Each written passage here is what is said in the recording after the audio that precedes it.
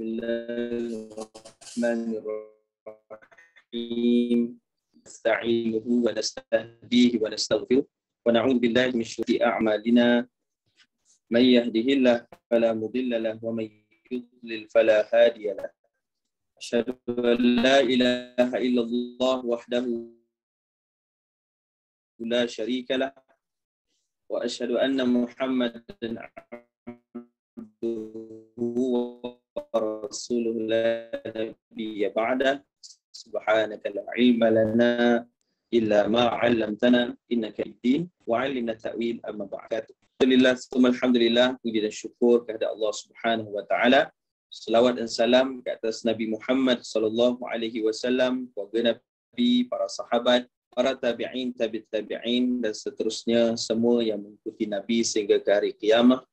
Yang dikasihi, yang dimuliakan kepada para alim ulama, tuan-tuan guru, para asatizah, serta para jemaah khususnya daripada Tariah Masjid Hasanah Bangi dan juga semua peserta daripada seluruh Malaysia. Alhamdulillah. Online tak stabil. Boleh komen sikit ya. Kalau saya punya line tak berapa baik. Kalau tak clear boleh komen ya, insya-Allah. Saya harap okeylah. Mudah-mudahan. Okey, sekejap ya, sekejap.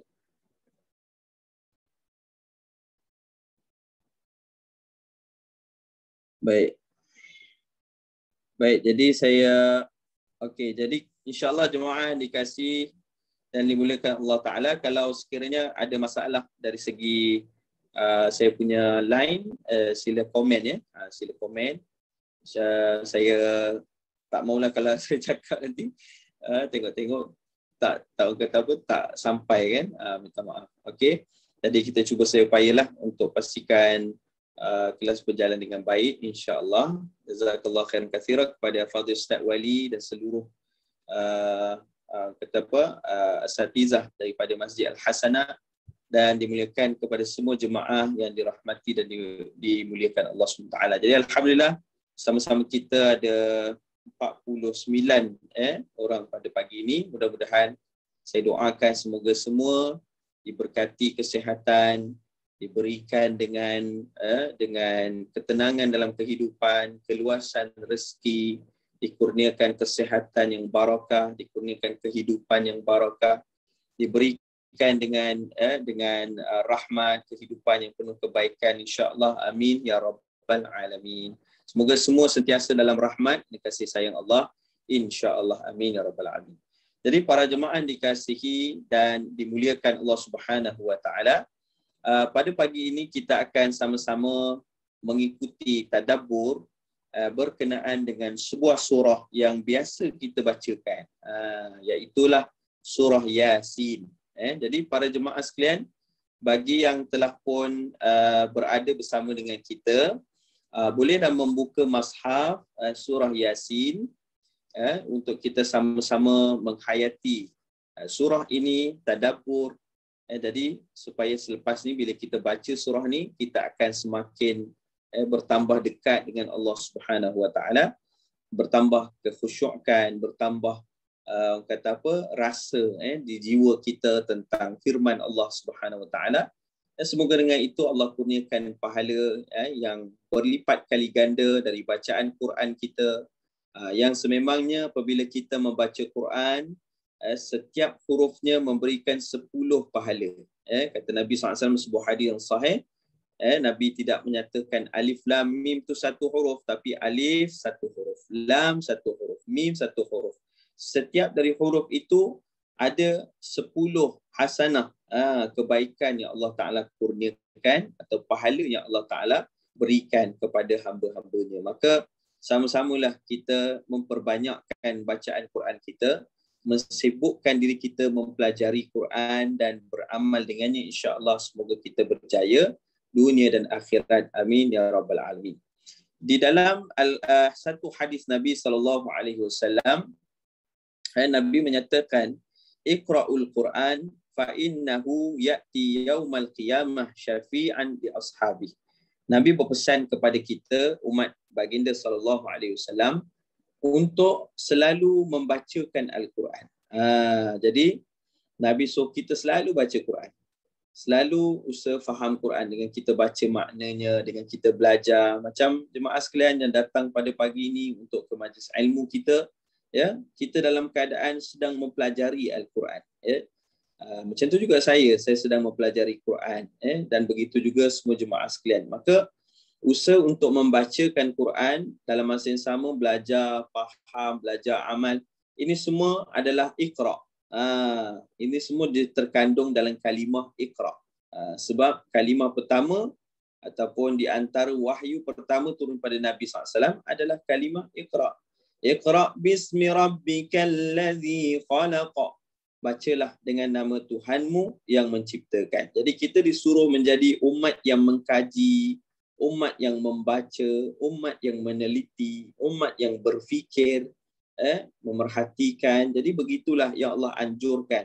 Bahkan Nabi SAW memberikan satu jaminan bagi orang-orang yang membacakan Quran, mengkaji Quran, mentadabburi Quran, berfikir tentang ayat-ayatnya, berusaha untuk dekat dengannya.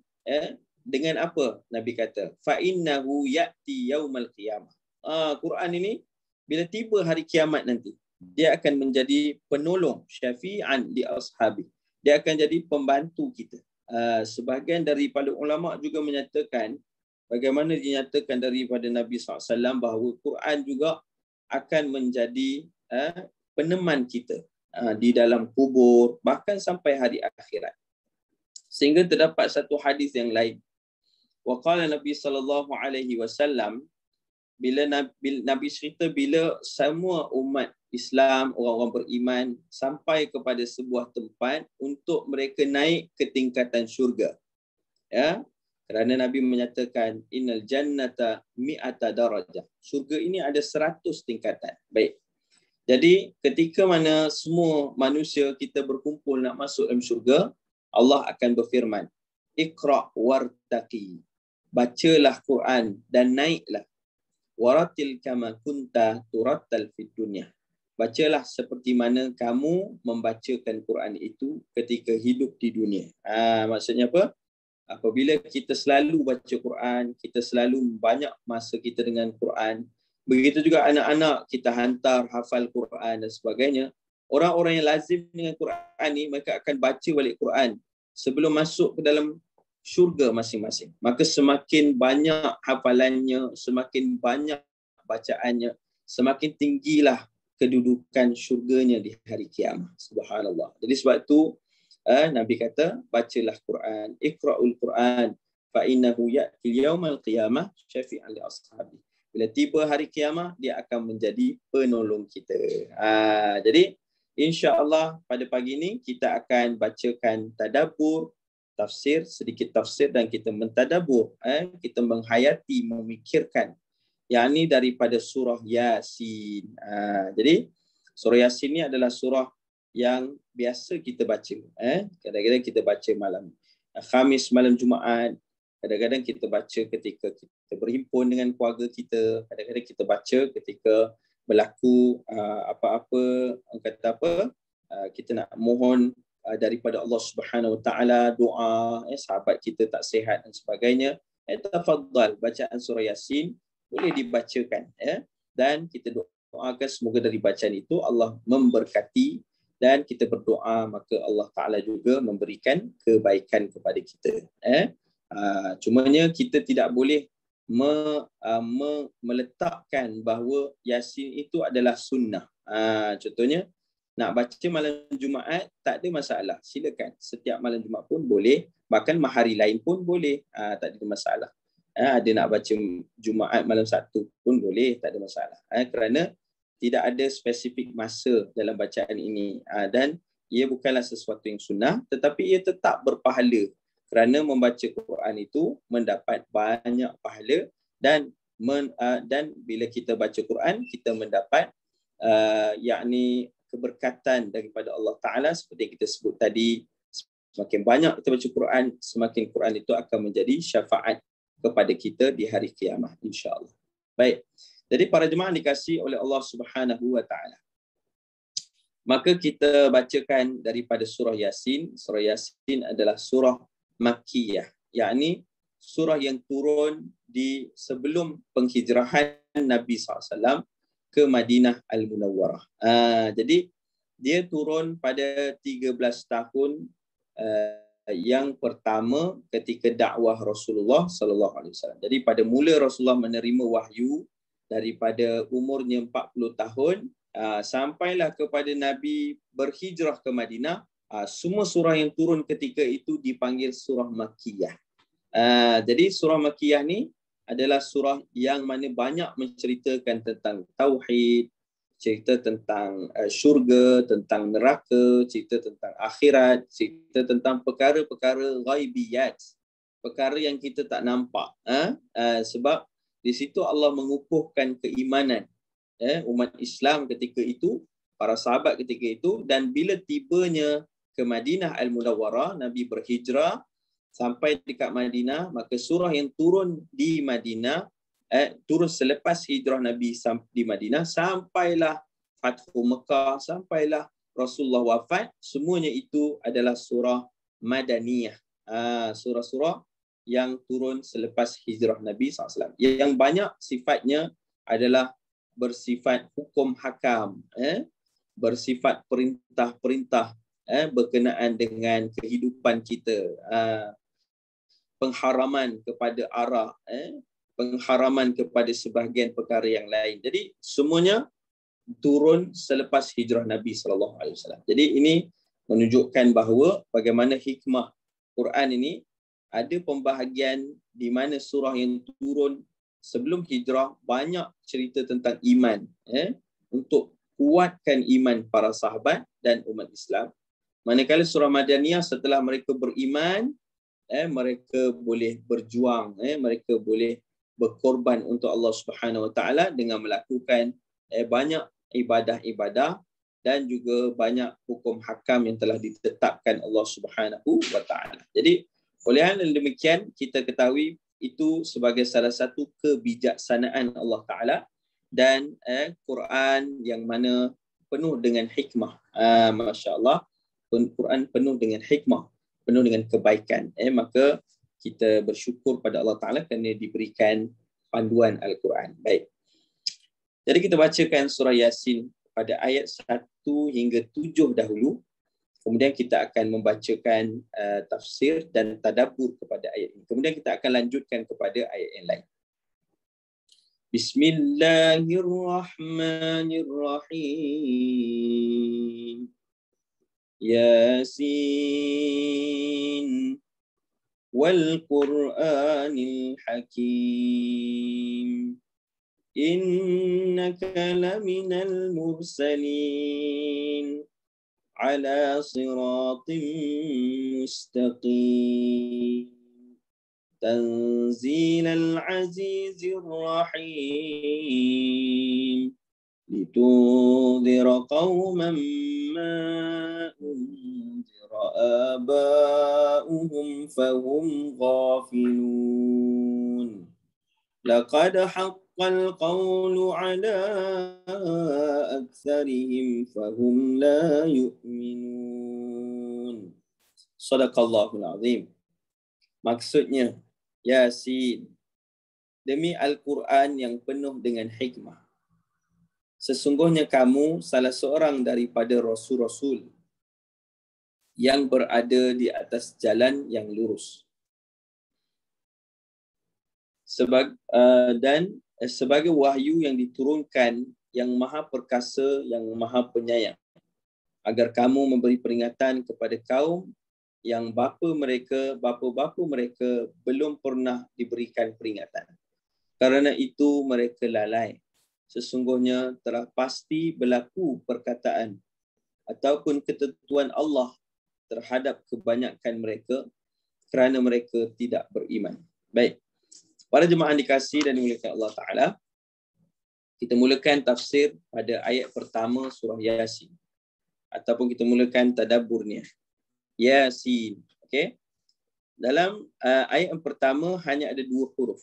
Ya dan huruf Sin. Apakah yang kita pelajari daripada ayat ini? Baik. para ulama dari semua kitab-kitab tafsir yang mu'tabar, iaitu daripada Imam Tabari, Imam Qurtubi dan lain-lainnya, Imam Ibn Katsir dan lain-lain, subhanallah, mereka menyatakan bahawa setiap yang kita nampak ini seperti ini, Yasin, Alif Lam Mim, kemudian Ha Mim, Nun, ini semua dipanggil sebagai mafatihus suwar, ataupun pembukaan kepada surah-surah dalam Quran. Jadi dia hanya ada pada pembukaan surah saja, pada awal-awal surah. Contohnya surah Al-Baqarah, Alif Lam Mim, okey. Dan pada surah-surah yang lain, contohnya surah Al-Qalam, hanya satu huruf, Nun, okey. Dan pada surah Yasin, Yasin, 2 huruf. Baik. Ataupun dipanggil juga sebagai huruf-huruf qat'i, huruf-huruf yang terputus. Jadi kita mengeja huruf tu, ya dan sin. Kita mengeja huruf tu. Subhanallah, ya.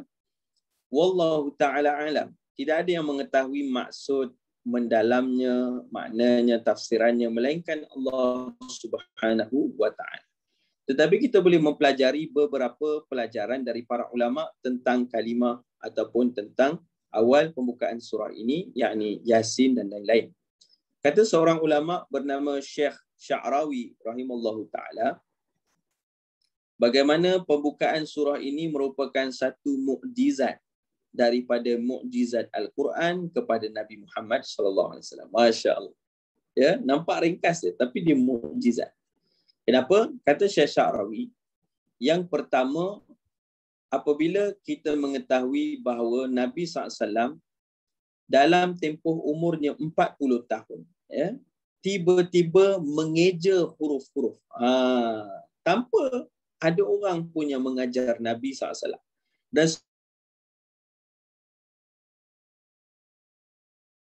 Nabi SAW adalah seorang yang ummi, dan kebanyakan ada ramailah orang-orang Arab yang memang tak boleh membaca dan menulis. Sebahagian mereka tahu membaca dan menulis, yang kebanyakannya dari golongan yang bangsawan, berada. Kerana mereka boleh belajar. Contohnya Sayyidina Mus'ab bin Umair, antaranya sahabat yang pandai membaca dan menulis. Dan ramai lagi sahabat yang lain, subhanallah, yang kemudiannya belajar membaca dan menulis kerana Nabi suruh. Lalu Nabi seorang yang ummi, memang Allah telah tetapkan kepada Rasulullah tidak boleh membaca dan menulis. Bukan kerana maksudnya Nabi tak nak, tetapi memang Allah telah tentukan. Kenapa? Sebab itulah sifat yang telah pun Allah ceritakan dalam kitab terdahulu yang umurnya ribuan tahun sebelum kedatangan Nabi SAW. Mungkin ratusan tahun juga, seperti kitab Injil yang turun kepada Nabi Isa AS. Begitu juga kitab Taurat yang turun sebelumnya lagi di zaman Nabi Musa AS. Jadi kedua-dua kitab ini menceritakan tentang Nabi Muhammad SAW, Nabi Yil Ummi, Nabi yang tidak boleh membaca dan menulis. Kenapa? Mesti ada sebab. Sebelum kita pergi pada sias ini, saya pergi channel lain sekejap. Okey. Kenapa Nabi Ummi? Nabi tidak boleh baca dan menulis.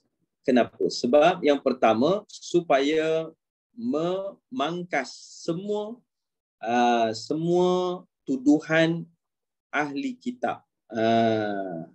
Ahli kitab tak boleh tuduh Nabi.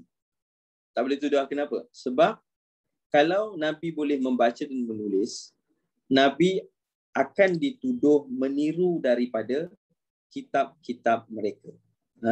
Jadi kitab-kitab mereka tu dah ada dah. Jadi bila Nabi diturunkan wahyu Al-Quran, Nabi seorang yang ummi. Jadi kalau mereka nak tuduh Nabi menciplak daripada kitab Taurat dan kitab Injil ataupun daripada tulisan-tulisan yang lain, maka mereka tak mampu nak buat macam tu. Sebab apa? Nabi tak boleh membaca dan menulis. Jadi mustahil bagi Rasulullah untuk meniru kitab yang lama dan membuat kitab yang baru, iaitu Al-Quran. Mereka menunjukkan bahawa Quran ini bukan dari Rasulullah, tetapi daripada Allah Subhanahu wa ta'ala. yang turun melalui Jibril alaihi salam. Baik. Jadi para jemaah dikasih dan dimuliakan Allah Ta'ala, balik pada Yasin tadi. Maka kata para ulama, di antara mukjizatnya yang pertama, apabila Nabi yang tidak boleh membaca dan menulis dan diketahui oleh orang Arab di sekitar Mekah Al-Karamah, bakal keluarga Rasulullah SAW. Tiba-tiba satu hari Nabi membacakan semua Mafatihus Suwar. Alif Lam Mim, Nabi eja. Kaf Ha Ya Ain Sad. Contohnya. Yasin. Yang mana sesuatu yang mengejutkan mereka. Dan bagaimana Rasulullah boleh tahu semua ni dalam tempoh hanya beberapa masa saja. Subhanallah. Jadi menunjukkan bahawa Rasulullah bukan belajar daripada manusia ataupun menciplak. Kerana tidak ada seorang pun syu'ara ataupun ahli syair yang buat macam mana Quran telah diturunkan. Mustahil. Mereka pun kagum dengan ayat Quran turun. Bukan hanya Mafatihus Suwar yang awal yang mengejutkan mereka dan menyebabkan mereka tersentak, Muhammad mengeja dan menyebutkan sesuatu yang mereka cuba fahamkan. Kemudian selepas Mafatihus Suwar, mesti selepasnya Allah mengagungkan Quran. Contohnya, Yasin wal Quranil Hakim. Allah puji Quran demi Al-Quran yang penuh dengan kebijaksanaan, dengan hikmah. Macam tu juga Alif Lam Mim, zalikal kitabu la raiba fi. Inilah dia Quran, kitab yang tidak ada keraguan padanya. Nampak? Jadi setiap kali kalau tuan-tuan tengok dalam Quran, baik apa jua surah, kalau mula dengan Mafatihus Suwar, huruf qat'i ini, Yasin, Alif Lam Mim ke Shad ke sebagainya, selepas daripada pembukaan surah itu, tuan-tuan akan nampak maksud ayat selepasnya adalah ayat yang akan memuji dan memuliakan Al-Quran. Subhanallah. Jadi itu di antara mukjizat. Pertama, mereka tahu bahawa Rasulullah bukan belajar dengan manusia. Rasulullah mendapat wahyu daripada malaikat. Allah yang mengajarkan kepada Nabi SAW. Jadi sebab tu dia sesuatu yang luar biasa. Yang kedua, para syu'ara mereka tergamam mendengar pembukaan surah ini. Kerana tak ada seorang pun yang buat macam mana Nabi membacakan Quran dengan pembukaan surah ini. Jadi mereka akan ini menjentik hati mereka. Mereka jadi menariknya macam tu. Kerana sesuatu yang tak pernah dibuat oleh syu'ara yang lain. Dan ini menyebabkan menunjukkan di antara mukjizat Nabi SAW. Dan begitu juga selepas daripada Mafatihus Suwar ini ada cerita tentang keagungan Quran yang sebenarnya daripada Mafatihus Suwar itu menarik perhatian mereka kaum Arab yang menyukakan ataupun mereka ni sangat cinta kepada syair-syair Arab. Jadi syair Arab ni, para pensyair adalah di antara orang yang dihormati sangat pada zaman Nabi SAW. Sehingga mereka ni jaga para syu'ara ni, sehingga turun surah nama Asy-Syu'ara menceritakan bagaimana mereka ni sangat-sangat mengagungkan orang yang pandai bersyair. Syair mereka ni sangat-sangat terkesan. Kenapa? Bahasa Arab yang mereka lontarkan tu, bila waktu peperangan, mereka akan letakkan para ahli syair yang paling hebat di kalangan mereka, berdiri paling hadapan, dijaga untuk bersyair. Jadi syair dia tu boleh menyebabkan orang yang dengar tu, kalau dia punya kumpulan dia semakin bersemangat. Kalau orang musuh semakin lemah dan akhirnya boleh menang peperangan. Bayangkan kuasa bahasa yang mereka lontarkan. Tetapi mereka semua tak boleh terfikir macam mana Nabi SAW boleh membacakan ayat-ayat Quran yang bahasanya jauh lebih hebat dari semua syair mereka. Jadi itulah di antara mukjizat Nabi SAW. Setiap Rasul ada mukjizat, yakni kelebihan yang Allah berikan kepada setiap Rasul untuk memberikan kekuatan bagi orang supaya beriman pada Allah Ta'ala ataupun menyebabkan orang boleh rasa ini sesuatu yang luar biasa yang Allah berikan hanya kepada orang-orang pilihan dia. Jadi contohnya Nabi Musa AS. Pada zaman tu orang mengagungkan ahli sihir. Jadi Nabi Musa mendapat mukjizat, yakni tongkatnya yang dilemparkan menjadi ular yang makan semua sihir-sihir. Sebab tu kita baca dalam Al-Quran, antaranya surah Taha, bila tongkat Nabi Musa menjadi ular, makan semua sihir-sihir. Ahli sihir tu baling tali, baling tongkat juga, apa dia, semua mereka menyihir mata orang sekeliling untuk nampak benda tu sebagai ular. Tapi bukan ular pun. Tapi Nabi Musa baling tongkat memang jadi ular. Kemudian tongkat tu, ular tu makan semua sihir-sihir tadi. Lalu apa jadi pada ahli sihir tu? Mereka tahu ini bukan sihir. Ini adalah mukjizat dari Allah. Maka mereka, Allah firman, mereka semua rebah sujud kepada Allah. Terus beriman. Ahli sihir Fir'aun. Akhirnya sampai mereka ditangkap oleh Fir'aun, dipaksa untuk murtad balik. Tapi ahli sihir ni tak nak. Lalu mereka dipotong, disalib mereka, dipotong tangan dan dipotong kaki mereka secara bersilang. Ini disebut dalam Quran, tuan-tuan. Mereka menjadi syuhada. Ahli sihir Fir'aun. Baru dia beriman. Terus jadi orang yang dirahmati Allah. Kerana mereka minta ampun pada Allah. Macam tu juga Nabi Isa AS, zaman tu, zaman orang mengagungkan ilmu perubatan. Lalu datang Nabi Isa, mukjizatnya luar biasa. Dia boleh menyembuhkan penyakit, yakni penyakit kusta yang tak boleh disembuhkan. Wa tukhrijul mauta biizni. Dan Allah sebut surah Al-Maidah, dan Nabi Isa itu boleh menghidupkan orang yang dah mati dengan izinku. Bayangkan. Nabi Isa sentuh orang mati, hidup oleh orang tu. Subhanallah. Mukjizat. Dan semua pakar-pakar perubatan masa tu, daripada kalangan Bani Israel, daripada golongan Rom, mereka tahu ini bukan perubatan. Ini adalah, dan ini bukan sihir.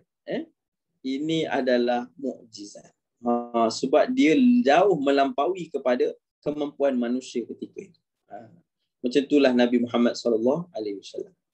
Al-Quran, ayat-ayatnya luar biasa. Ayat-ayatnya sangat memberi makna, sangat terkesan.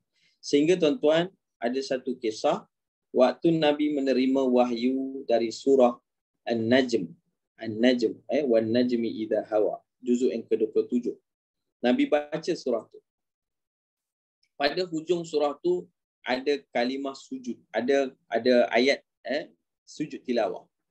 Orang-orang Arab Quraisy yang kafir ni, mereka dengar surah tu dari awal sampai habis. Tiba-tiba mereka semua sujud. Lepas habis Nabi baca surah tu, semua sujud. Lalu bila mereka sujud, mereka bangun balik, mereka tanya, pasal apa hang sujud? Orang kiri pun tanya, hang sujud pasal apa? Semua macam terkesima kerana terlalu kagum dengan ayat Al-Quran. Masya Allah. Semoga kita ni membaca Quran, kita rasa keagungan ayat-ayatnya. Sebab tu kata para ulama, Imam Ghazali rahimahullah, kita setidak-tidaknya kena usaha untuk faham makna ayat-ayat Quran yang kita bacakan, supaya dengan itu mendatangkan rasa tu, perasaan kagum dengan ayat Allah Ta'ala, berasa sedih mendengar kisah-kisah dalam Quran, berasa gembira mendengar khabar dari Quran tentang syurga, macam itulah. Jadi sebab itulah kita belajar. Tahniah pada semua jemaah yang bersama-sama pagi ni. Dah 71. Alhamdulillah.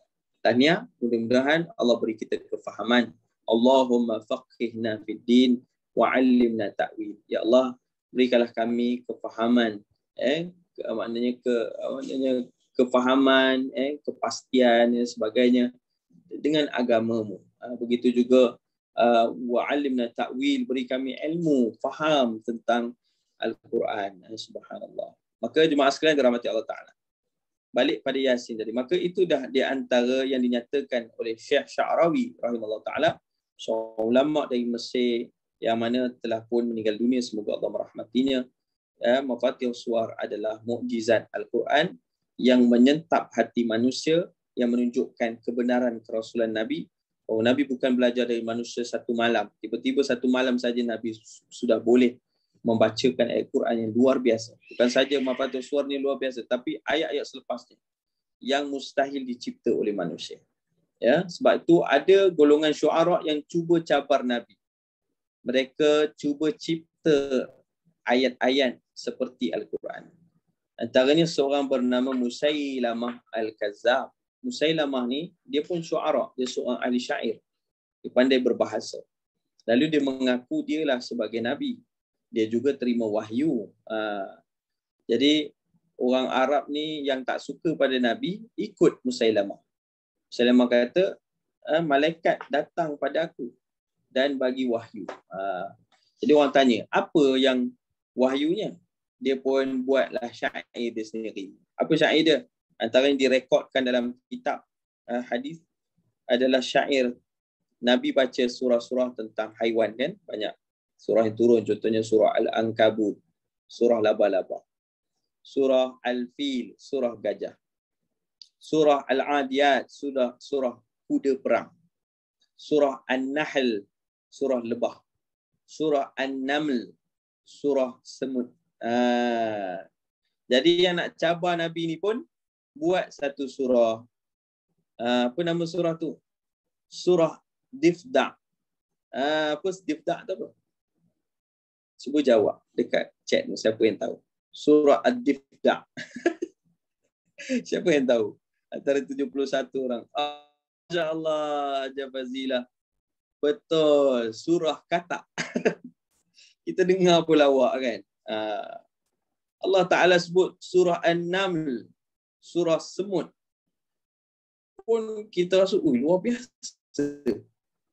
Tapi Musailamah dengan akal manusia dia buat surah Katak. Dengar bergelak kan? Tak masuk langsung. Walaupun Katak tu makhluk Allah. Artinya Allah Ta'ala menurunkan surah tu bukan sesuatu la'ibin, bukan main-main. Wa ma khalaqnas samawati wal arda wa ma bainahuma la'ibin. Dan tidaklah kami menjadikan langit dan bumi ini serta semua di antaranya main-main saja.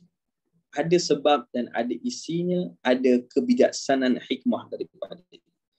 Sebab itu bila Musailamah Kadzab dia buat surah Katak, orang Arab tahu dah. Ini confirm mereka-reka. Sebab tu kaum dia sendiri yang memberikan panggilan dia Al-Kazzab. Orang tahu dia penipu. Tapi disebabkan dia nak lawan Nabi dan mereka benci pada Nabi. Walaupun mereka tahu Nabi betul. Kerana kebencian pada Nabi, kesombongan mereka untuk ikut Nabi SAW, maka kena tipu pun tak apalah, kena tipu. Janji hang ni nak lawan Muhammad. Macam tu. Dia tak kisah dah kena tipu. Yang penting dapat puaskan hati dia untuk lawan Nabi SAW. Macam itulah kaum Arab. Jadi kita kata mereka ni apa ni? Sebab tu kita sebut golongan jahiliyah. Mereka jahil, mereka tak tahu yang kebenaran. Maka yang tahu mendapat hidayah petunjuk. Itulah sahabat Nabi yang mulia mengikuti Nabi setelah mendengar ayat-ayat Quran yang menyentuh jiwa mereka. Antaranya Sayyidina Umar Al-Khattab radhiyallahu anhu. Sayyidina Umar juga membaca Mafathul Suwar, Taha, surah Taha. Ketika Sayyidina Umar nak pergi bunuh Nabi SAW, dia dengar adik dia masuk Islam. Cerita ni tuan-tuan, subhanallah, dia dengar adik dia masuk Islam, dia pun meluru pergi rumah adik dia. Dengar dah tengah pegang pedang, kan? Sampai rumah adik dia, dia hempah pintu, dia tengok adik dia tengah pegang lembaran Quran. Masa tu dengan suaminya. Dan ada seorang sahabat bernama Khabbab Ibn al-Arat yang mengajarkan mereka. Dialah yang bawa lembaran tu. Tapi dia nampak Sayyidina Umar, dia cabut cepat, tuan-tuan. Pasal jangan main-main Sayyidina Umar ni. Dia hijrah pun semua orang tak halang dia. Sayyidina Umar nak hijrah, tuan-tuan. Nabi berhijrah Sayyidina Abu Bakar tu dalam keadaan malam dan sebagainya. Umar masa nak hijrah, dia kata apa? Siapa yang nak isteri dia jadi janda, anak dia nak yatim, tunggu aku kat pintu keluar Mekah. Semua orang tak tunggu, kan? Sayyidina Umar keluar macam tu je dengan sahabat lain. Subhanallah. Tapi ada hikmah. Nabi pilih Sayyidina Abu Bakar sebagai suhbah. untuk pelajaran kepada kita. Kalau Nabi pilih Umar, senang saja Nabi pergi hijrah. Tapi Nabi pilih Sayyidina Abu Bakar kerana itu juga dari perintah Allah untuk beri pelajaran kepada kita, ya, bahawa tak semua benda Nabi lalui dengan hanya senang macam tu. Nabi ada strategi, Nabi ada perjuangan, Nabi ada kesungguhan, Nabi ada jihad Nabi. Macam itulah kita, tuan-tuan. Jadi perjuangan kita tu kita contoh kisah Nabi SAW. Jadi balik pada Sayyidina Umar, maka Sayyidina Umar tahu dia pukul kepada adik dia, maka berdarahlah kepala adik dia. Dia pun rasa bersalah, dia tanya, apa yang kamu baca? Dan dia nak pegang. Ummu Jamil kata, tunggu sekejap, kamu bersihkan diri kamu. Dia pun bersihkan diri dia dengan, kemudian dia pegang, dia pun baca Taha ma anzalna alaikal qur'ana litashqa dan sebagainya, sehingga 10 ayat. Maka akhirnya tersentak hati dia. Dia pergi mana, bawa aku pergi jumpa Muhammad. Semua dah risau, ingat dia nak buat apa-apa pada Nabi. Sampai kat situ, maka ketika itu ada Sayyidina Hamzah. Dan Hamzah pun luar biasa, tuan. Dan Umar Sayyidina Hamzah ni kira paling padulah, paling kuatlah. Jadi Hamzah dah tunggulah. Dia kata apa? Kalau hang datang nak mengapa-apakan Nabi, pedang kamu itu yang akan pancung kamu. Bayangkan. Sayyidina Hamzah dia boleh cakap ni, tuan. Pedang yang kau bawa itulah yang akan pancung kepada kamu, yang akan menyebabkan kau mati. Maka dia tak takut langsung pada Sayyidina Umar. Begitu Hamzah pun sebenarnya orang takut. Dua orang ni memang luar biasa. Ya, subhanallah. Jadi akhirnya bila jumpa Nabi SAW, Sayyidina Umar terus mengucapkan asyhadu an la ilaha illallah wa asyhadu anna Muhammadar Rasulullah. Dia masuk Islam. Ya, dan kemudiannya subhanallah, kita lihat pada itu Sayyidina Umar mula menjadi sahabat Rasulullah, menjadi orang yang berjuang, menjadi orang yang mempertahankan umat Islam, menjadi khulafa ar-rasyidin, di antara pemimpin selepas Nabi SAW pada umat Islam. Maka itulah di antaranya bagaimana Quran menggetarkan jiwa, dan seharusnya kita lah macam tu. Baca Quran, kita rasa Allah sedang berbicara dengan kita. Jangan kita baca tu kosong je. Biar ada perasaan saat membaca. Yasin wal Quranil Hakim. Quran penuh hikmah. Kita rasa, ya Allah, subhanallah, Allah sayang kat kita. Allah bagi petunjuk dekat kita. Kalau Allah tak bagi, apalah jadi dekat kita. Subhanallah, Allah bagi Quran sebagai petunjuk. Maka bila kita baca tu, kita rasakan interaksi kita dengan Allah Subhanahu Wa Taala, pencipta kita. Maka begitulah tadabbur Al-Quran. Subhanallah, kita terus ayat yang kedua. Wal Qur'anil Hakim, dan Quran yang mengandungi hikmah. Maka kata Imam Ibn Katsir, iaitu muhkam. Al-Quran tidak datang kebatilan ataupun pemesongan ataupun contradiction. Contradiction ni apa? Ayat pertama berlawanan dengan ayat yang ke-10. Ayat 10 cakap macam ni, ayat pertama cakap macam ni. Dia bertentangan. Quran tak ada ayat macam ni. Ya? Quran tidak ada ayat yang apa kata? Yang batil, yang salah. Quran akan sentiasa membuktikan kebenaran. Dan kerana itulah Quran adalah kitab hikmah. Kitab yang mengandungi banyak kebaikan, banyaknya maknanya apa? Rahmat, kebijaksanaan Allah Ta'ala. Maka dari Quran itu, semua hukum hakamnya memberi manfaat kepada manusia. Semua peraturan, semua kisah dalamnya, semua ilmu dalamnya memberi manfaat kepada manusia. Kisah dalam surah Yasin ada satu kisah, antaranya kisah Habib An-Najjar, seorang tukang kayu nama dia Habib. Kita akan sampai pada kisah tu insya-Allah. Jadi begitu juga dalam surah yang lain banyak kisah Zulkarnain, kisah Dajjal, kisah Ya'juj wa Ma'juj, kisah banyak lagi kisah yang lain, kisah kaum Samud, kaum Ad. Jadi semuanya ini kisah Rasul dan sebagainya, dia memberi pelajaran kepada kita, hikmah yang kita boleh ambil dan terjemahkan dalam hidup kita. Maka Quran jadi panduan. Macam tu juga hukum hakam, semuanya memberi kebaikan.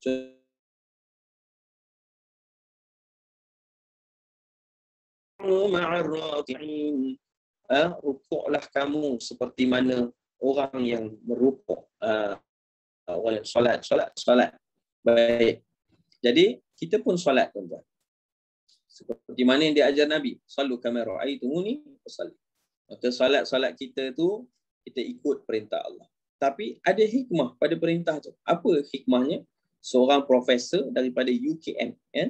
Tuan-tuan mungkin pernah dengar. Boleh search kat YouTube, kat internet. Maka kaji tentang apa kelebihan dari solat dari sudut kesihatan. Yang sebenarnya terlalu banyak, tuan-tuan. Ya, antara dia beritahu bahawa bila solat, gelombang dalam badan kita berubah menjadi alpha state, iaitu gelombang tenang. Gelombang dalam keadaan tenang ketika solat. Kemudian pergerakan darah. Tidak ada aktiviti lain melainkan dalam solat. Kita ada sujud. Maka sujud itu mengalirkan darah ke otak dan membawa pada kecerdasan. Tubuh kita bergerak pada tempat tertentu, pelipat kita dan sebagainya, itu memberi kesihatan dan kebaikan untuk kita. Bukan secara fizikal saja, tapi secara emosi. Dalam sudut emosi kita menjadi seimbang bila solat dan sebagainya. Itu kajian saintifik, tuan-tuan. Tapi itu datang bila? 1400 tahun lepas Allah turunkan perintah solat. Zaman Nabi SAW. Maksudnya apa? Itulah di antara hikmah. Dari Quran ada perintahnya ada kebaikan untuk itu. Maka kita laksanakan dengan sebaik mungkin, Allah akan beri kebaikan kepada kita. Wal Quranil Hakim. Baik, di sini saya nak fokuskan sedikit. Wal Quran. Kalimah waw di situ. Waw dalam Quran ada dua jenis. Pertama, waw dipanggil waw qasam. Waw, huruf waw yang mana adalah menunjukkan sumpah Allah Ta'ala. Yang kedua, waw yakni bermaksud dan dalam bahasa kita. Dan. Baik. Jadi dalam ayat ni, wal Quran bukan dan Al-Quran. Tetapi waw Al-Quran ni ditafsir para ulama sebagai demi Al-Quran dalam bahasa kita. Seperti dalam surah yang lain, wasyamsi waduhaha, demi matahari. Kan? Dan demi waktu duha. Wal fajr, demi waktu fajar. Wal asr, demi masa. Dan sebagainya. Okey? Wattini wazzaitun, demi buah tin dan buah zaitun. Baik. Ada para mufassirin, antara Imam Sudi menyatakan bahawa maksud waw qasam adalah Allah bersumpah terhadap makhluknya. Tapi Quran adalah kitab yang diturunkan. Tapi contoh wasyams, dia adalah syams itu matahari, makhluk Allah Ta'ala. Allah ciptanya menunjukkan apa? Menunjukkan kemuliaan kepada makhluk itu. Jadi mulianya matahari yang memberi manfaat kepada kita, ciptaannya luar biasa, dan menunjukkan bagaimana kita pentingnya mengkaji kepada benda itu. Jadi Allah sebut matahari, betul kaji hadis Nabi tentang matahari yang akan terbit dari barat, dan itulah salah satu dari keimanan kita. Begitu juga wal fajr, demi waktu fajar. Waktu fajar ni apa manfaat dia? Apa dia punya hadis tentangnya dan sebagainya. Banyak. Ya, subhanallah. Satu yang Allah telah bersumpah terhadapnya itu memiliki manfaat pada kita bila kita mengkajinya. Okay. Baik. Jadi kita teruskan. Maka wal Quran, demi kitab Al-Quran, kitab agung yang Allah turunkan. Maka kajilah kita, dekatkanlah diri kita padanya. Bacalah hadis-hadis tentang, baca Nabi suruh kita mengkaji Quran itu. Kerana itulah di antara kemuliaan kepada kitab Allah turunkan, maka Allah bersumpah terhadapnya.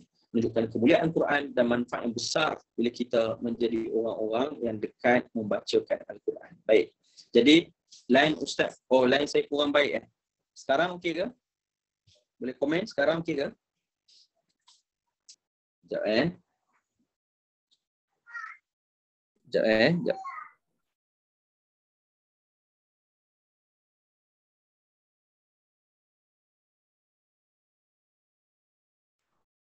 Okey, sekarang macam mana? Okey tak? Harapnya baik ya. Minta maaf lah kalau line memang ada isu sikit beberapa hari ni di tempat saya ni. Jadi ada masalah tempat line dan sebagainya. Saya tak pasti sebab apa. Saya harapkan mudah-mudahan okey lah ya untuk pagi ni. Kalau ada masalah lagi, tolong komen. Kalau sekarang dah clear. Clear ke suara saya? Suara saya okey ke? Boleh komen? Minta aja. Suara okey sikit tapi gambar tak smooth. Okey. Minta maaf lah. Minta maaf lah atas kekurangan. Ya. Saya cuba improve lah insyaAllah. Baik. Jadi, okey. Alhamdulillah. Okey, dah clear. Ni tak clear pula. Suara anak pula. Minta maaf sekejap. Tak clear sangat. Okey. Harapnya okey lah insyaAllah. Saya cuba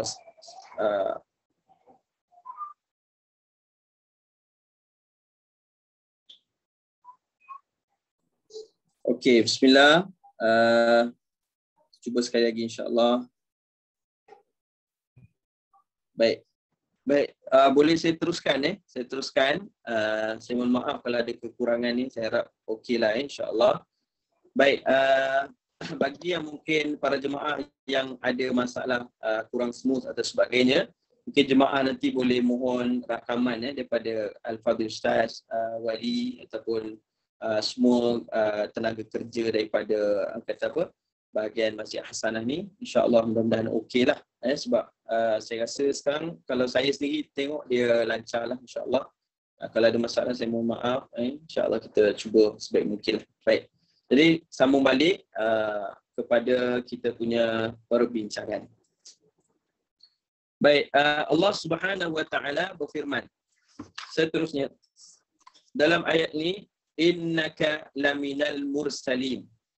Sesungguhnya kamu wahai Muhammad sallallahu alaihi wasallam adalah daripada kalangan rasul-rasul, salah seorang daripada utusan, yakni salah seorang daripada para rasul yang diutuskan. Baik, sekejap Dr. Zakira kata suara putus-putus, line putus-putus, suara tengah timbul. Harapnya okey ya. Harapnya okey insya-Allah, semakin baik insya-Allah. Okey, jadi saya teruskan. Baik.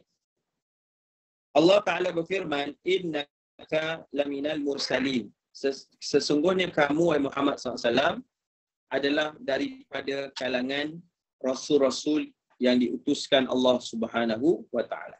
Jadi bermaksud Nabi SAW adalah salah seorang daripada rasul yang mana Allah Ta'ala telah utuskan kepada umat manusia. Jadi dengan tujuan Allah Ta'ala memberitahu kepada Nabi SAW tentang bagaimana perihal Rasulullah, seperti mana rasul-rasul yang terdahulu yang diutuskan untuk tujuan menyampaikan wahyu, mengajari kepada manusia tentang yang disebutkan dengan tauhid, dan begitu jugalah bagaimana Rasulullah SAW diutuskan dengan tujuan untuk mengajarkan pada manusia tentang kebenaran dan menjauhi kebatilan. Baik. Para jemaah dikasihi dan dimuliakan Allah Subhanahu wa Ta'ala. Baik. Jadi innaka laminal mursalin. Semua rasul-rasul terdahulu di dalam Al-Quran, bagaimana rasul-rasul terdahulu diceritakan bahawa mereka semua adalah mempunyai agama yang sama. Bagaimana line saya sekarang? Minta maaf. Okey harapnya okey insya-Allah. Baik. Mungkin jemaah boleh komen sikit line saya.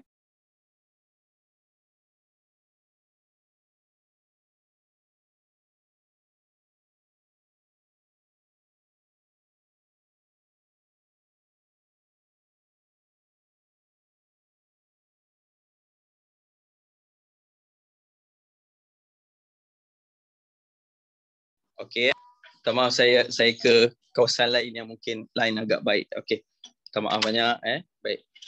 Jadi kita teruskan kepada bahagian tadi, innaka laminal mursalin. Baik. Innaka, kata para ulama, innaka itu adalah Rasulullah SAW. Sesungguhnya kamu, innaka, sesungguhnya kamu la minal mursalin, daripada salah seorang daripada utusan-utusan Allah Subhanahu wa taala. Baik. Jadi semua nabi yang mana Allah Subhanahu wa taala telah utuskan. Baik, sini saya nak beritahu sikit Semua nabi yang telah pun Allah taala utuskan, agama mereka adalah sama. Jadi okey, jadi tak ada yang dinyatakan seperti orang-orang Yahudi yang kata Nabi Ibrahim itu agama Yahudi. Nabi Musa tu agama Yahudi. Nabi Isa agama Nasrani. Tak ada macam tu. Kerana Allah berfirman di dalam surah Al-Anbiya ayat yang ke-25. Surah Al-Anbiya ayat ke-25. وَمَا أَرْسَلْنَا مِنْ قَبْلِكَ مِنْ رَسُولٍ إِلَّا نُوحِي إِلَيْهِ أَنَّهُ لَا إِلَهَ إِلَّا أَنَا فَاعْبُدُونِ. Kata Allah Subhanahu Wa Taala, kami tidak utuskan seorang pun Rasul sebelum kamu, wahai Muhammad SAW, melainkan kami wahyukan kepadanya bahawa tidak ada Tuhan yang berhak disembah melainkan aku. Maka sembahlah olehmu sekalian akan aku.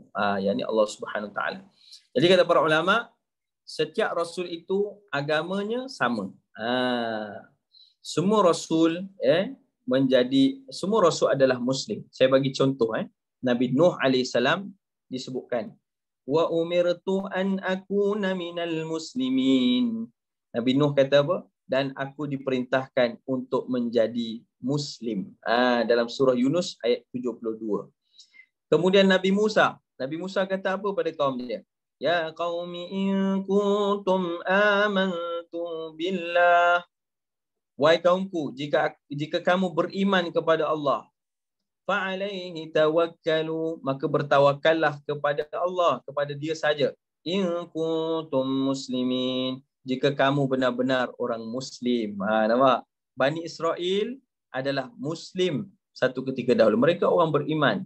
Dan Nabi Musa kata dalam surah Yunus ayat 84. Surah Yunus ayat 84 adalah jelas Nabi Musa kata bahawa kaum dia jadilah orang beriman, jadilah orang yang bertawakal, dan dengan itu kamu menjadi Muslim, orang Muslim yang sebenar-benarnya. Macam itulah juga kata-kata Nabi Isa AS. Amanna billahi washhad bi anna muslimun.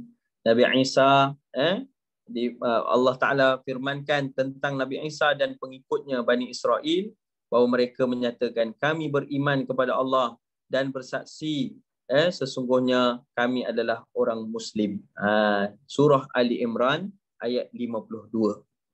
Nabi Musa tadi surah Yunus ayat 84, Nabi Isa surah Ali Imran ayat 52. Baik, ini menunjukkan bahawa setiap Rasul adalah membawa perkara yang sama. Nabi Muhammad SAW juga sedemikian. Cuma bezanya Nabi bukan untuk satu kaum, tapi Nabi diutuskan rahmatan lil alamin, untuk seluruh alam. Bukan hanya orang bangsa Arab, tetapi seluruh manusia-manusia yang lain, daripada bangsa yang lain, daripada tempat yang lain, begitu juga makhluk-makhluknya yang lain. Subhanallah. Semua alamin, alam mendapat rahmat.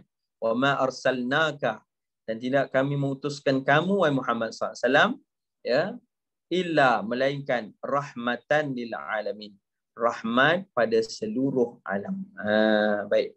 Jadi itulah di antara yang disebutkan dalam ayat ini, innaka laminal mursalin. Maka apa yang dibawa oleh Nabi SAW adalah juga apa yang dibawa oleh semua rasul-rasul terdahulu.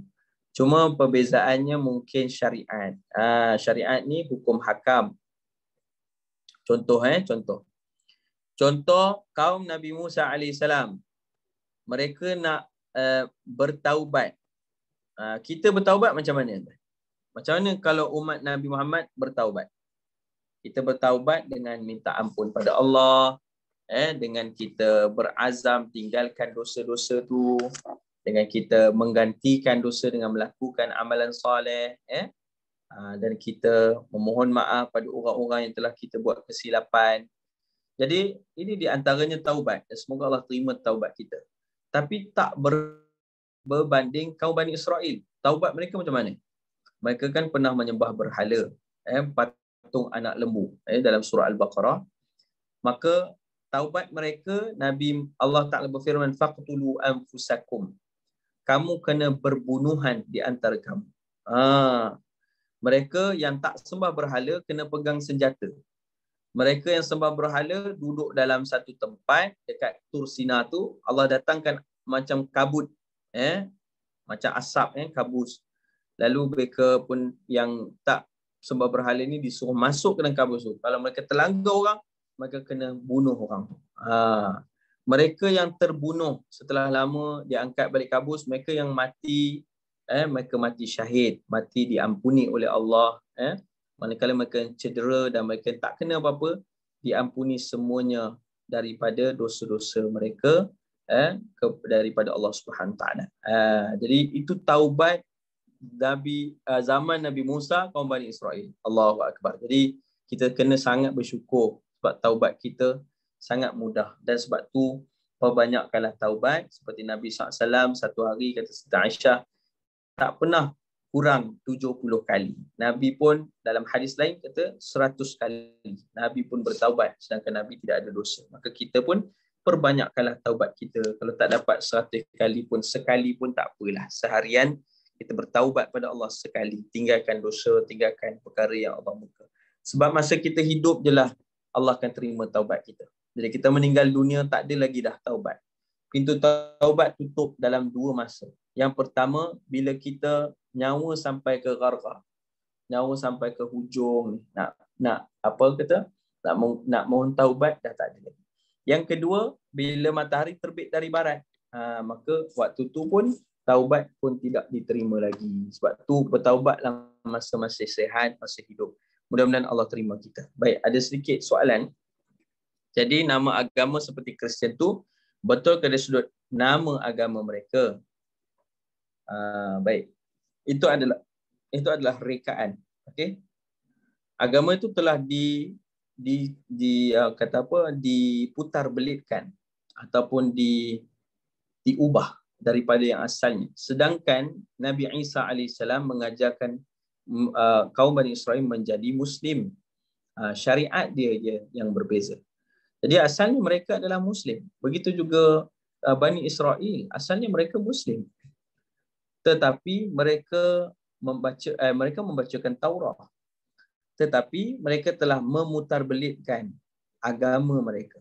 Syariat mereka cipta sendiri. Mereka tukar ganti ayat-ayat dalam Taurat. Mereka tukar ganti ayat dalam Injil. Mereka mencipta doktrin agama yang mereka rasa suka dan mereka rasa ikut nafsu mereka saja. Dan akhirnya sebab itu agama mereka dari asalnya seorang Muslim menjadi sesat. Jadi kita sebab itulah kita minta pada Allah sentiasa bagi petunjuk. Maka sebab mereka sesat itulah menjadi agama lain. Asalnya mereka Muslim tapi mereka telah sesat. Sebab itu kisah mereka banyak dalam Quran. Kenapa? Allah tak nak kita jadi macam mereka. Yang sepatutnya mereka itulah yang beriman pertamanya kepada Nabi Muhammad SAW. Sebab dalam Taurat, dalam Injil, Allah perintahkan mereka beriman pada Rasul yang terakhir. Min ba'di ismuhu Ahmad. Yang namanya adalah, selepas zaman Nabi Isa, yang namanya adalah Ahmad. Jadi, falamma ja'ahum bil bayinat, bila datang Nabi Muhammad SAW kepada mereka, qalu hadza sihrun mubin. Mereka tuduh Nabi ini adalah ahli sihir. Maka sebab tu kita belajar kisah mereka supaya kita tak terjerumus macam mereka yang mula-mula beriman, mula-mula dimuliakan, nenek moyang mereka dimuliakan Allah Ta'ala, sebahagian kalangan nenek moyang mereka adalah Rasul, tapi mereka akhirnya sesat kerana mereka memutarbelikkan agama dan tak mau mengikut Nabi Muhammad SAW. Baik. Maka pergi kepada ayat yang keempat. Saya minum dulu. Bismillah.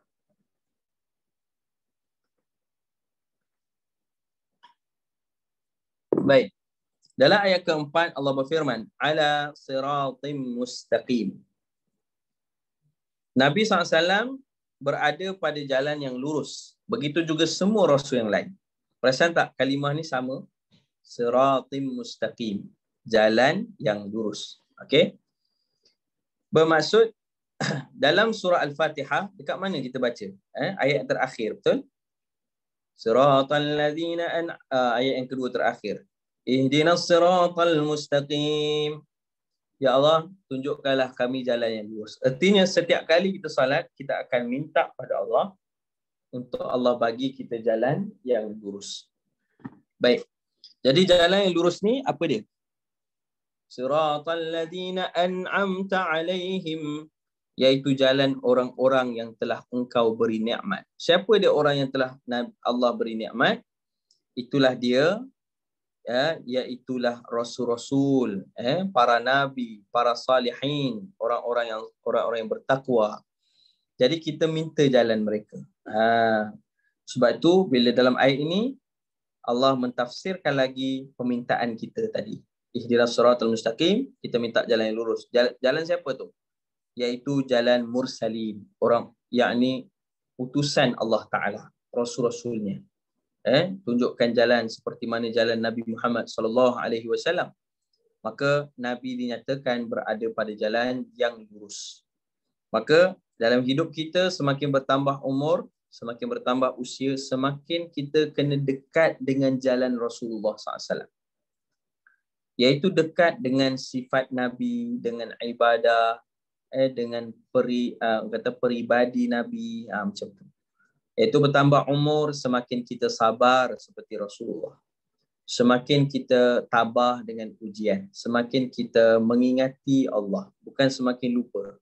Bertambah umur, semakin syukur dengan nikmat.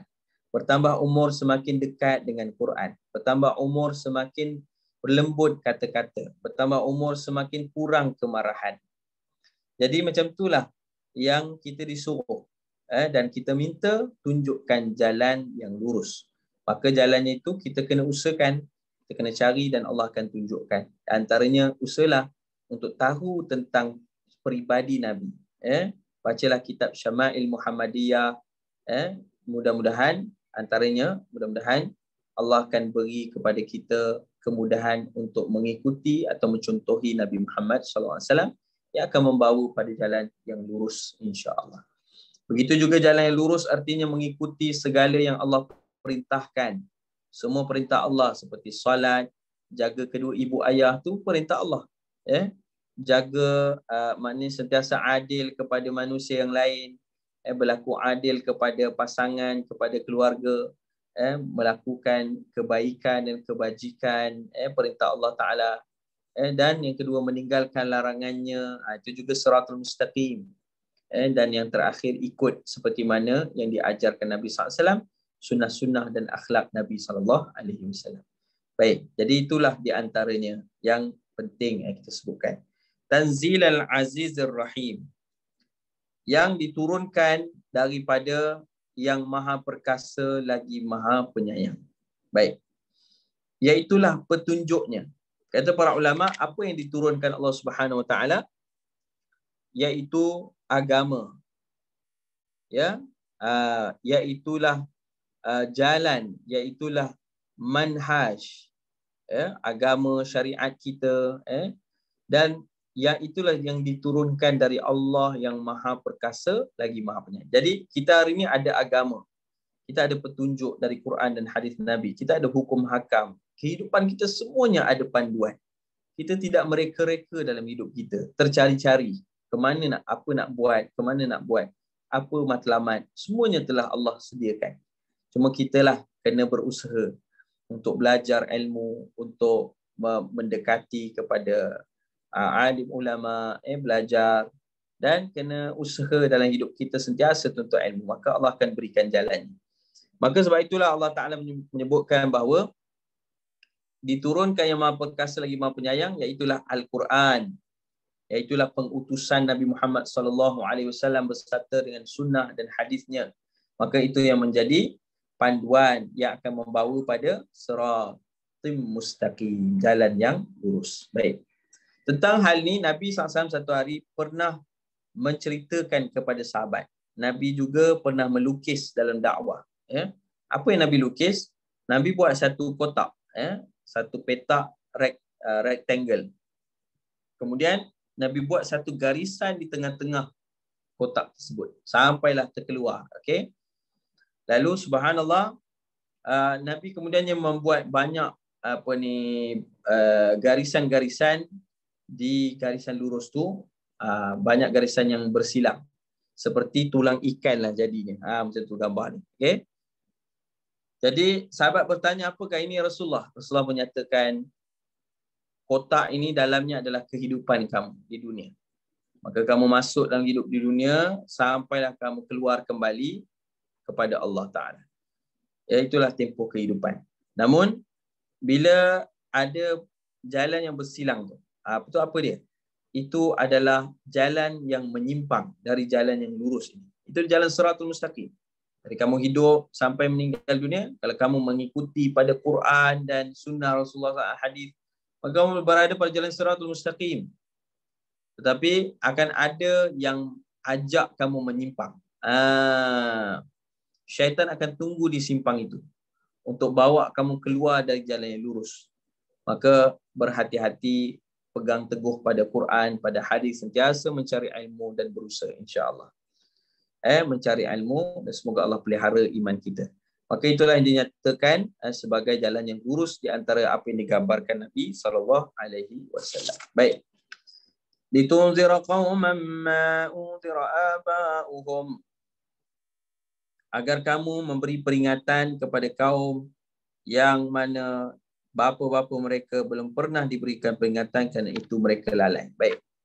Dalam ayat ini kata Imam Ibn Kathir dan para ulama yang lain, antaranya Imam Qurtubi, yang dimaksudkan dengan mereka ialah bangsa Arab. Litunzira qauman ma unzira aba'uhum, agar kamu memberi peringatan kepada kaum, yakni mereka itu adalah bangsa Arab. Siapa yang beri peringatan? Nabi Muhammad SAW. Kerana itu tak ada satu pun seorang pemberi peringatan datang kepada mereka sebelumnya. Jadi kaum Arab tu jauh tempohnya. Nabi yang sebelum tu adalah Nabi Isa AS. Kemudian Nabi Muhammad SAW. Jaraknya lebih kurang 600 tahun. Lama tu. Okay? Jadi sebab itulah kemudiannya Allah memberitahu kehadiran Nabi SAW sebenarnya ditunggu. Kaum terdahulu telah pun menunggu, antaranya kaum yang membacakan Injil. Mereka menunggu Nabi Muhammad SAW. Sebab tu kita lihat ada sahabat seperti Suhaib Ar-Rumi, kemudian Najasyi, mereka semua adalah asalnya membacakan Taurah, membacakan kitab Injil. Tapi akhirnya bila mengetahui tentang Rasulullah SAW, sifatnya, sikapnya, karakternya, akhirnya mereka masuk Islam sebab mereka tahu itulah yang Allah maksudkan di dalam kitab yang mereka bacakan. Subhanallah. Baik, jadi dikhususkan penyebut kata mereka tidaklah berarti menidakkan yang lain, sebagaimana telah disebutkan bahawa sebagai individu tidak. Maknanya apa? Bila Allah Ta'ala sebut hum dalam ayat ini, aba'uhum, bukan hanya kepada kaum Arab tetapi semualah yang lain, yang mana mereka mungkin mengikuti agama yang dicipta sendiri oleh nenek moyang mereka. Mereka mencipta sendiri ibadah, mereka mencipta sendiri sembahan. Maka Nabi datang beserta dengan Quran, petunjuk dari Allah untuk bawa memberi peringatan pada mereka untuk mereka kembali kepada Allah Subhanahu wa Ta'ala. Begitulah juga tugas semua para rasul yang lain. Baik, Rasulullah SAW telah disebutkan di dalam firman Allah Ta'ala, Qul ya ayyuhan nasu inni rasulullahi ilaikum jami'a. Dalam surah Al-A'raf ayat 158, Allah berfirman, katakanlah wahai manusia, sesungguhnya aku adalah utusan Allah kepada kamu semua. Jadi Allah Ta'ala memberikan satu firman Allah Ta'ala untuk Nabi sampaikan bahawa Nabi adalah utusan kepada semua umat manusia. Bukan hanya orang Arab tetapi semua di kalangan manusia yang lain. Jadi kat situ ada beberapa pendapat para ulama. Maka ayat tadi litunzira qauman ma unzira aba'uhum fahum ghafilun. Nabi SAW diberikan petunjuk, diturunkan wahyu, diberikan orang kata apa, hidayah daripada Allah Ta'ala untuk memberikan peringatan kepada kaum-kaum yang nenek moyang mereka belum diberikan peringatan, dan sebab itu mereka lalai daripada Allah Subhanahu wa Ta'ala. Masya-Allah, tabarakallah. Baik, jadi yang seterusnya, laqad haqqal qawlu ala aktsarihim fahum la yu'minun. Sesungguhnya telah pasti berlaku perkataan, yakni ketentuan Allah terhadap kebanyakan mereka. Kata Imam Ibn Jarir At-Tabari bahawa sesungguhnya azab itu pasti berlaku terhadap majoriti mereka, yang mana Allah SWT telah menetapkan bagi mereka di dalam Ummul Kitab bahawa mereka tidak beriman. Jadi maksudnya apa? Setelah Nabi menyampaikan dakwah Rasulullah SAW, kita mulakan dengan kaum Rasulullah SAW sendiri, kaum Quraisy. Ketika itu banyak dugaan Nabi. Antara dugaannya itu, kaum dia sendiri, bahkan bukan hanya kaum, tapi keluarga dia sendiri yang menghina Nabi SAW. Jadi bayangkan tuan-tuan jemaah sekalian, Allah Ta'ala beri kekuatan pada Rasulullah, bahawa Allah bagi banyak kali beritahu dalam Quran, Nabi ini akan menyampaikan sesuatu daripada Allah Ta'ala, supaya menguatkan hati Nabi bahawa Allah sentiasa bersama Rasulullah. Maka macam tu jugalah kita tuan-tuan, dalam usaha nak jadi orang baik, dalam usaha nak ajak orang jadi baik, kita akan diuji oleh Allah Subhanahu Wa Ta'ala. Kita akan maknanya apa, Allah akan test kita, sejauh mana kesungguhan kita untuk kembali pada Allah.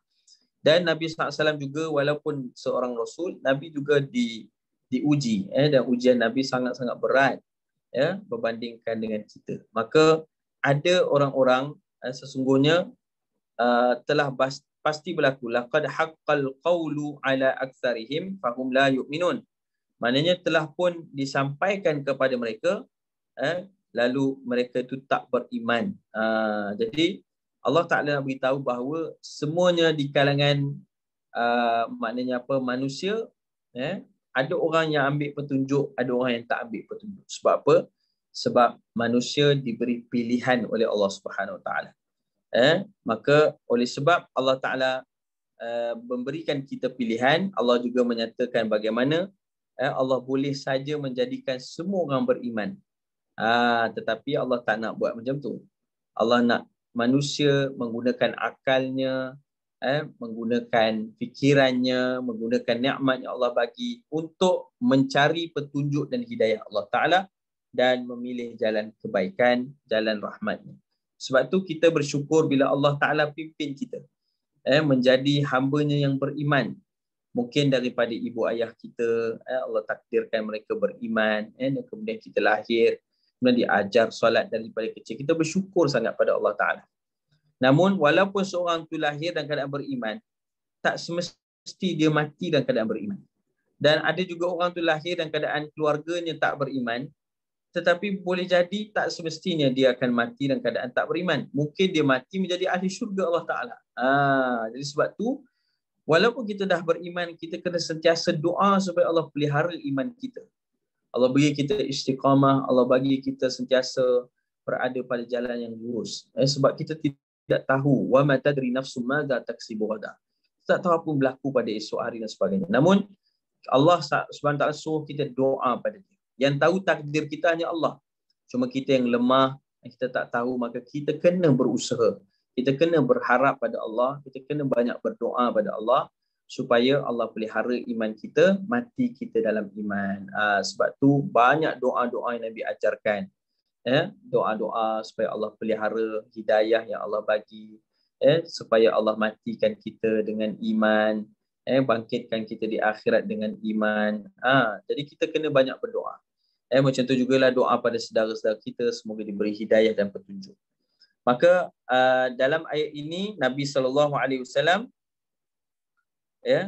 menyampaikan kepada umat manusia, namun ada sebahagian mereka beriman, ada sebahagiannya tidak beriman kepada Allah Subhanahu Wa Ta'ala. Maka kita sebagai hamba Allah Ta'ala sentiasa memilih jalan keimanan, dengan kita berusaha mencari ilmu, berusaha menjaga salat, berusaha menjaga ibadah yang lainnya, mentaati kedua ibu ayah kita, bersedekah, maka dengan itu kita berdoa supaya Allah pelihara iman kita dan Allah jadikan kita di kalangan hamba-hambanya yang berjaya di dunia dan di akhirat, insya-Allah. Amin ya rabbal alamin.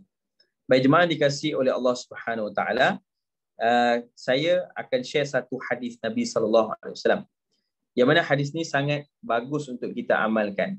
Hadis ni adalah berkaitan dengan syurga. Baik. Dalam hidup kita, Allah Subhanahu Wa Taala tahu bahawa kita ni satu orang hamba Allah Taala yang suka kepada beberapa perkara. Dan Allah sebut bahawa itulah yang Allah hiaskan kepada kita. Antaranya Allah Subhanahu Wa Taala menyatakan bahawa suyina linnasi hubbus syahawati minan nisa wal banin, dan kemudian Allah Taala sebut banyak lagi yang lain, antaranya wal khailil musawwamah minadh dhahab. Kemudian Allah Taala sebut sebelumnya minadh dhahabi wal fiddah. Allah Ta'ala beritahu kita beberapa perkara yang Allah telah hiaskan pada kita. Kita suka pada benda tu. Apa kita suka? Kita suka pada pasangan, pada wanita Allah Ta'ala sebut. Suka pada anak-anak. Kita suka pada benda perhiasan. Benda perhiasan daripada emas dan daripada perak. Kita suka juga yang disebutkan dengan kita suka kepada khailil musawwamah, kuda yang laju atau kenderaan yang laju, wal an'ami wal harth, kita suka pada binatang peliharaan dan juga tanah, properties kita suka. Zalika mata'ul hayatid dunya, itu semua adalah perhiasan dalam hidup di dunia. Jadi Allah Ta'ala beritahu kita suka pada itu. Dan di antaranya kita suka pada properties, pada rumah. Kalau kita ada rumah, kita nak miliki rumah tu. Kalau tak, kita juga nak cari rumah yang sesuai untuk kita dalam hayat kita. Mudah-mudahan ada satu rumah yang kita boleh tinggal situ. Alhamdulillah. Rumah sekarang ni mungkin kita dah beli. Kita nak lagi rumah singgah untuk anak-anak kita kemudian. Jadi tak jadi masalah. Kita nak beli tanah dan sebagainya. Itu memang sesuatu yang Allah telah pun hiaskan kita. Kesukaan pada perkara tersebut. Namun kita dalam mencari properties dunia, mengumpul wang untuk cari properties dunia, jangan lupa cari properties dekat akhirat. Kerana properties dunia, Allah kata apa? Dzalika mata'ul hayatid dunya. Itu adalah perhiasan hidup dunia, sebab semua itu akan ditinggalkan. Mana kita meninggal dunia ataupun berlakunya hari kiamah yang akan menghancurkan semua yang ada di bumi ini. Maka sebab itulah kita bukan hanya cari properties dunia, tetapi jangan lupa, jangan tinggalkan amalan yang membawa pada properties akhirat kita. Apakah di antaranya? Nabi menceritakan ada amalan yang membolehkan kita mendapat mahligai di rumah, ya, di syurga Allah Ta'ala. Kalau di dunia kita, kalau ada beritahu, kalau buat macam ni dapat rumah ni, suka tak? Masya Allah, suka kan? Jadi kalau Nabi beritahu, lagilah kita suka. Apakah amalan-amalan yang membolehkan kita mendapat mahligai di syurga Allah Ta'ala? Yang mana mahligai itu jannatin tajri min tahtihal anhar, mengalir di bawahnya sungai-sungai, sungai susu, sungai arak yang tak memabukkan, sungai madu, sungai air yang suci. Ini semua adalah sungai yang Allah sebut dalam surah Muhammad, tentang sungai mengalir dalam syurga Allah. Baik, satu hari Nabi duduk dengan sahabat bernama Abu Umamah radhiyallahu anhu. Lalu Rasulullah SAW bersabda, "Ana za'imun bi baitin fi rabadil jannah." Aku memberi jaminan, iaitu rumah di pinggiran syurga Allah Ta'ala. Pinggiran ni mana? Hujung. Ya, di tepi-tepi, di hujung. Liman tarakal mira'a wa in kana muhiqqan. Untuk siapa rumah-rumah ni di pinggiran syurga? Iaitulah bagi orang yang meninggalkan perdebatan walaupun dia adalah orang yang benar. Maksudnya dia ni betul, kemudian ada berlaku perselisihan dengan seorang yang lain. Orang yang lain ni, dia ni kita sebut jahil, dia tak tahulah. Dia tak belajar, tak tahu. Jadi kita berdebat dengan dia. Kita cakap macam ni, dia cakap macam ni. Kalau jadi macam tu, dia mempertahankan. Kita cukuplah. Jangan teruskan perdebatan, jangan teruskan pergaduhan mulut itu. Kita berhenti. Dan apa kita buat pada dia? Allah Ta'ala sebut, idza khatabahumul jahiluna qalu salama. Bila kamu jumpa orang jahil macam tu, sebutkan pada dia selamat sejahtera. Jangan terus bergaduh lagi. Jangan terus sambung mempertahankan bahagian kita walaupun betul kita benar. Kerana kalau kita sama-sama juga nak berbalah dengan dia, kita juga akan terjerumus kepada kemarahan yang akan merugikan kita. Maka jangan bergaduh. Maka siapa yang meninggalkan perdebatan tersebut, walaupun dia di pihak yang benar, dia sabar, Allah akan binakan mahligai baginya di pinggiran syurga Allah Ta'ala. Subhanallah. Ini yang pertama. Yang kedua, wa bibaitin fi wasatil jannah, dan rumah di tengah-tengah syurga. Di tengah-tengah syurga ni lebih utama dari tadi. Untuk siapa? Liman tarakal kadhib wa in kana mazihan. Bagi orang yang meninggalkan kata-kata dusta atau kata-kata yang tak betul walaupun dalam keadaan bergurau. Jadi siapa yang tinggalkan gurauan yang tak betul, ataupun apatah lagi kalau time biasa, bukan gurauan lagi, dia pun meninggalkan kata-kata dusta, maka Allah Ta'ala menjadikan bagi dia mahligai di tengah-tengah syurga Allah.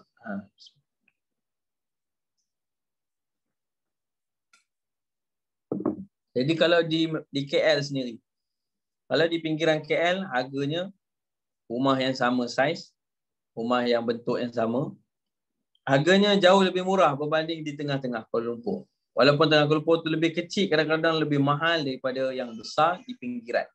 Bermaksud nilainya kalau berada di tengah akan semakin mahal. Location kan. Jadi sebab tu kita bukan hanya bercita-cita nak rumah di pinggiran, tapi kita nak rumah di tengah-tengah syurga Allah Ta'ala. Bagaimana caranya? Meninggalkan kata-kata yang salah, yang tak betul. Sebab tu ada qaul menyatakan qulil haq walau kana murran. Sebutlah yang betul, yang benar walaupun pahit nak disebutkan. Macam itulah Nabi SAW, Nabi tak pernah berdusta. Sehingga ada satu orang wanita, Nabi bergurau. Dia dah tua sikit. Jadi dia tanya pada Nabi, boleh tak aku ni masuk syurga? Nabi kata tak boleh. Jadi dia menangis. Nabi kata, subhanallah, Nabi kata, orang dalam syurga usianya 30-an. Jadi siapa yang dah berusia, dia masuk syurga, usianya akan kembali pada usia pertengahan, itu usia 30-an macam tu. Mudalah balik. Subhanallah. Jadi inilah yang di antara yang dinyatakan Nabi SAW tentang rumah di tengah syurga. Manakala ada satu lagi, wa bi baitin fi a'lal jannah, dan mahligai di tempat paling tinggi dalam syurga Allah Ta'ala. Paling tinggi. Artinya lebih mulia dari tengah tadi. Paling tinggi. Liman hassana khuluqah. Untuk siapa? Untuk orang yang paling baik akhlaknya. Yang bagus akhlaknya. Inilah hadis riwayat Abu Daud yang nyatakan hadis hasan. Maka baik akhlak adalah tempat yang paling tinggi dalam syurga Allah. Bukan banyak ibadah saja, tetapi akhlak yang baik. Sebab tu jemaah sekalian dirahmati Allah Ta'ala, setelah kita beribadah pada Allah, kita taat perintah dia, kita buat kebaikan, amal soleh, antara yang kita kena perbaiki adalah akhlak kita. Bagaimana kata-kata kita yang lembut, perbuatan kita yang tidak menyakitkan, apa juga yang lainnya yang baik. Subhanallah, bila disebutkan dalam hal ini bahawa bila seorang tu berakhlak baik, maka rumahnya paling tinggi dalam syurga Allah Subhanahu Wa Ta'ala. Maka apakah akhlak baik? Yang pertama, ada 3 kita buat. Yang pertama, Nabi SAW akan buat baik pada orang yang buat baik pada Rasulullah. Siapa buat baik pada Nabi, Nabi akan balas baik pada dia, Nabi akan tambah kebaikan tu lagi. Yang ini yang pertama. Mungkin ni senang nak buat lah. Siapa yang orang yang buat baik dengan kita? Pasangan kita, ahli keluarga kita, jiran kita, orang lain. Yang buat baik pada kita, kita balas dia dengan baik.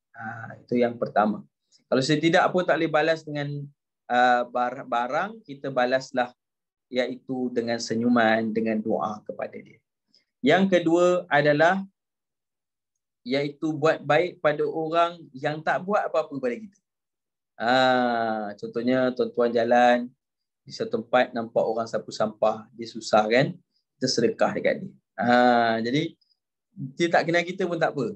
Yang penting kita buat kebaikan kepada orang yang tak buat apa pada kita, tetap Allah akan kira sebagai pahala yang berpanjangan. Dan mungkin juga itu menjadi salah satu daripada sumber hidayah Allah Ta'ala. Dia pun tengok kita sedekah pada dia, tiba-tiba dia pun rasa, ya Allah, dia nak balik pada Allah, dia pun beriman, dia pun kemudiannya bersedekah, subhanallah. Macam tu. Dan yang terakhir, ini antara yang paling sukar sikit. Kalau yang kedua tadi, kita pergi kedai, kita nampak ada orang beli barang tak banyak, 2-3, kita bayarkan untuk dia. Kebaikan. Maka tak perlu dikenal kita siapa pun. Tak mengapa, kerana kebaikan itu tetap Allah akan kira pahala yang banyak, insya-Allah. Baik, yang seterusnya ialah yang disebutkan dengan yang paling tinggi, iaitu buat kebaikan kepada orang yang buat buruk pada kita. Ini yang paling susah lah. Tapi kalau boleh buat, subhanallah, luar biasa. Iaitu yang selalu Nabi buat. Orang yang buat buruk pada Nabi, Nabi akan balas dengan kebaikan. Kita dengar orang ni kutuk kita, kita dengar orang ni cakap tak baik tentang kita. Apa kita buat? Kita beli hadiah, kita bagi dekat dia. Kita beli buah, bagi dekat dia. InsyaAllah, mudah-mudahan dengan itu Allah beri hidayah pada dia. Doakan kebaikan. Nabi SAW ketika berdakwah, Nabi dimusuhi oleh Abu Jahal, dimusuhi oleh Umar. Ketika Umar tadi yang kita cerita dia masuk Islam, Nabi beritahu Allah Ta'ala, Nabi sentiasa doa pada Allah supaya Allah berikan kekuatan pada Islam ini dengan memberikan hidayah petunjuk kepada dua Umar, iaitu Umar Al-Khattab ataupun Amru bin Hisham. Siapa Amru bin Hisham? Abu Lahab. Abu Lahab ni sampai diupah orang untuk letakkan bangkai unta atas Nabi yang sedang sujud kepada Allah. Bayangkan punya dahsyat apa yang dibuat pada Rasulullah. Tapi Nabi SAW tetap doa baik untuk dia. Sampailah akhirnya Allah Ta'ala memberi hidayah pada Sayyidina Umar. Tapi Sayyidina Umar dan menjadi sahabat Nabi. Namun Abu Lahab terus menjadi musuh Nabi, musuh Islam sampai akhir hayat dia mati dalam keadaan kufur pada Allah Ta'ala. Maka oleh hal demikian, sama-sama kita beramal. InsyaAllah semoga kita berjaya dan bahagia dunia akhirat. Tadi tak silap ada satu soalan. Pengikut zaman Nabi Muhammad SAW terdiri dari golongan musyrikin dan ahli kitab. Ahli kitab ditumpukan pada Yahudi dan Nasrani. Tapi pengikut Nabi Daud termasuk juga ahli kitab. Tapi tidak sentuh sangat tentang mereka. Ya, betul. Ahli kitab adalah Yahudi dan Nasrani kebanyakan yang Allah sebut dalam Quran. Min ahlil kitab wal musyrikin fi nari jahannam khalidina fiha. Orang ahli kitab ni asalnya beriman, tapi bila mereka kufur, mereka gantikan kitab mereka menjadi di kalangan seperti orang musyrik juga. Dan mereka yang tak berubah, artinya tak balik beriman pada Allah, pada Rasul, mereka akan dilemparkan ke dalam neraka Jahannam. Sebab tu mereka ni ada asalnya orang beriman, disuruh balik pada Allah Ta'ala. Ya, berkenaan dengan kitab Zabur. Kitab Zabur jarang disebutkan. Kenapa? Ada sebagian menyatakan bahawa kitab itu dia maksudnya apa? Dia tidak lagi diguna pakai, tidak, dia musnah dan sebagainya. Ada sebagian mengatakan demikian. Namun pegangan kepada Taurat itu sangat kuat, sehingga mereka bawa Taurat itu dari zaman Nabi Musa sampailah kepada zaman Nabi Isa. Bila datang Nabi Isa, mereka disuruh mengikuti Nabi Isa. Kerana Injil itu membenarkan Taurat. Artinya ada syariat baru, ada Rasul yang baru telah diutuskan Nabi Isa. Tapi mereka tak nak ikut Nabi Isa. Mereka nak kekal dengan Taurat. Maka mereka terus menjadi Yahudi. Kerana melanggar perintah Allah Ta'ala. Maka orang-orang Nasrani pula, mereka ni pegang pada Injil. Bila datang Nabi Muhammad SAW, seharusnya orang yang pegang pada Taurat dan Injil, Yahudi dan Nasrani, kena beriman menjadi Muslim. Tapi mereka tolak Nabi Muhammad SAW, maka akhirnya kedua-duanya menjadi sesat, menjadi Yahudi dan Nasrani. Maka di kalangan itulah yang selalu disebutkan ahli kitab. Kalau Nabi Daud tak sangat, kerana kebanyakan kaum Bani Israel mereka kekal dengan Taurat mereka. Jadi itu antara sebab kemudiannya mereka banyak merujuk pada Taurat, berbanding kitab Zabur. Dan itulah yang berlaku pada zaman mereka. Macam mana mereka boleh tolak Injil, mereka juga boleh tolak kitab yang lain. Mereka juga boleh tolak Zabur, mereka juga boleh tolak Injil, mereka juga boleh tolak Quran. Maka tak menjadi satu yang pelik kalau mereka tetap nak dengan Taurat, dan kerana itu mereka rasakan lebih kata sesuai dengan nafsu mereka kerana mereka telah ubah suai Taurat tersebut. Macam itulah tuan-tuan dan puan-puan. Sebab Taurat datang dulu, kemudian baru Zabur, kemudian baru Injil. Jadi boleh jadi mereka tolak Zabur tersebut, menyebabkan mereka kekal dengan Taurat yang diubah suai sikit. Kemudian bila datang Injil, mereka ubah suai lagi. Bila datang Muhammad SAW, mereka ubah suai lagi. Lepas tu kitab tu jadi kitab yang tak betul, tak benar, dan menyesatkan kerana mereka mengubah suai mengikut nafsu mereka. Maka Injil pun sedemikian, diubah suai. Wallahu ta'ala a'lam. Jadi setakat ini dulu para jemaah dikasihi oleh Allah Ta'ala. Semoga mendapat manfaat, kebaikan, dan semoga kita sentiasa dalam rahmat dan kasih sayang Allah Ta'ala. Mohon maaf atas kekurangan dan sama-sama kita memohon supaya Allah memberkati pertemuan kita. InsyaAllah di waktu yang lain kita akan sambung lagi tadabbur surah Yasin. Aku qauli hadza wa astaghfirullahaladzim wa lakum. Wassalamualaikum warahmatullahi wabarakatuh. Jazakallah khairan Ustaz. Assalamualaikum. Terima kasih banyak, Ji. Jazakallah Ustaz. Terima kasih.